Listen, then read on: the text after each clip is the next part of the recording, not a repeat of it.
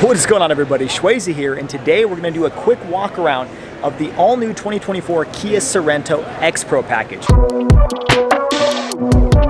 So starting off with the front end, this has definitely been updated as compared to the 2023 model year, and the headlights look really good. As you can see over here on the right-hand side is one that has the LED lights lit up. Looks very similar, in my opinion, to the Kia Telluride, and there's no surprise why, because the Telluride is one of the hottest selling three-row crossovers. You have this LED light strip across the front, you got this quad stacked LED headlight setup, and this particular trim level is the X-Pro, and this is, I believe, the first time they're offering it on the Sorento. Now, the X-Pro package is kind of the off-road or rugged package in Kia jargon, and you can tell that because the front bumper is a little bit different as compared to the standard Kia Sorento over there, and it's meant to give you a little bit more of a rugged off-road experience. Now, in terms of ground clearance, you get about 8.2 inches of ground clearance, which is a little bit elevated over the standard model.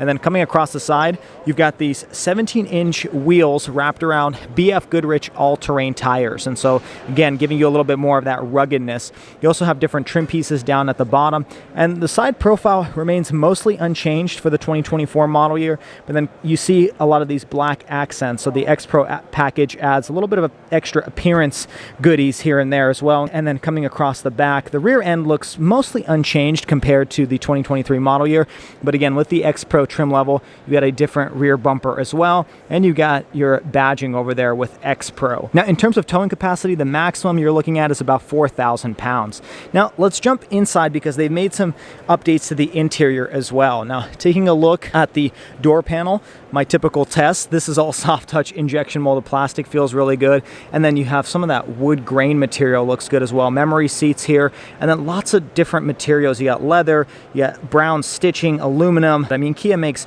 some of the best interiors for entry-level vehicles, and this is definitely an example of that. You got your window switches there, a little compartment, and then you've got a Bose audio system. Now, taking a look at these seats, the X-Pro package comes with embossed X-Pro on the leather seats themselves, and I really like this interior color option. And then climbing inside, you've got updated controls for your dual 12.3-inch display. So this is the new curved 12.3-inch display infotainment screen that they offer on the Telluride as well. And it comes with some updated software. So you've got standard wireless Apple CarPlay, standard Android Auto, and then you've got the connected car navigation system. Now, I can't actually turn it on to show you what it looks like, but it's supposed to be the more updated software is what you have in the current gen models. I like this steering wheel. You got the dual color setup. On the left-hand side are your controls for your audio, and then on the right-hand side are your controls for your cruise control. Now, this vehicle comes with all the modern safety tech. So you got blind spot monitoring, you've got adaptive cruise control. The Kia Telluride I reviewed actually changed lanes for you on the freeway when you tap the blinker, so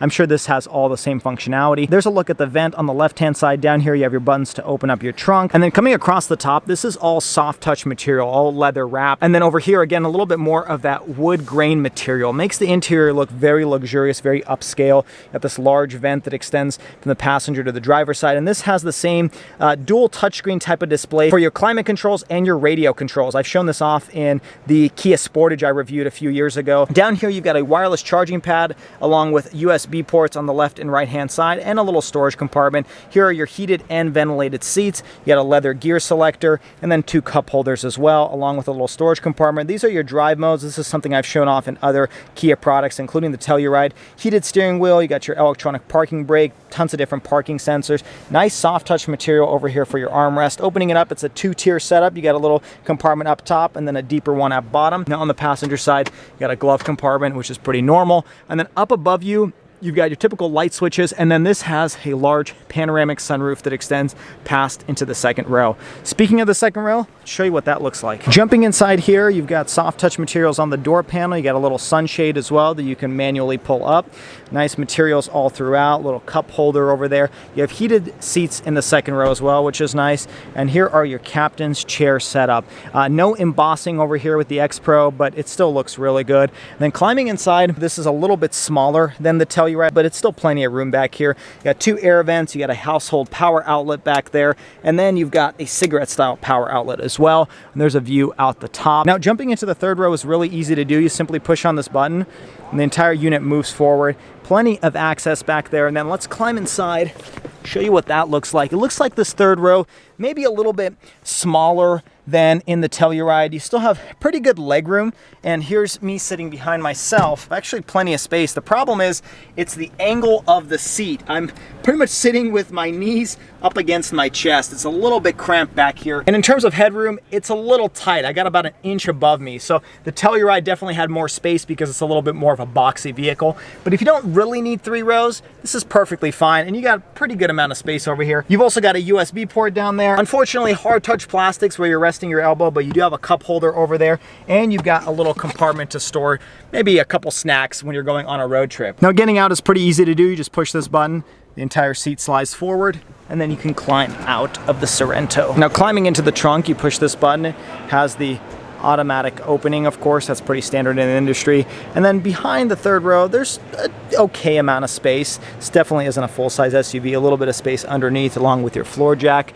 And then you can fold down the third row by simply pulling on that tab and opening it up. Gives you a pretty large amount of trunk space with that third row down.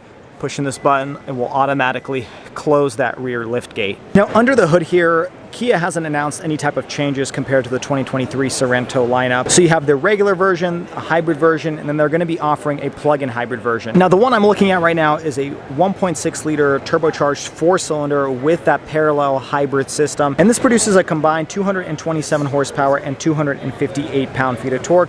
You have a standard 6-speed automatic transmission. Now your fuel economy on the all-wheel drive version is 36 in the city, 33 on the highway for a combined 34. Now pricing for the Sorento hasn't been announced for the 2024 model year, but I imagine it's going to be pretty close to the about $31,000 starting price for the 2023 model year. In terms of availability, the standard gas engine is going to become available in the first quarter of 2024, with the remaining ones following afterwards. But what are your thoughts on the 2024 Kia Sorento? I like the updated styling. I think it looks a little bit more aggressive, a little bit more off-roady than the previous version. But let me know your thoughts down in the comments below.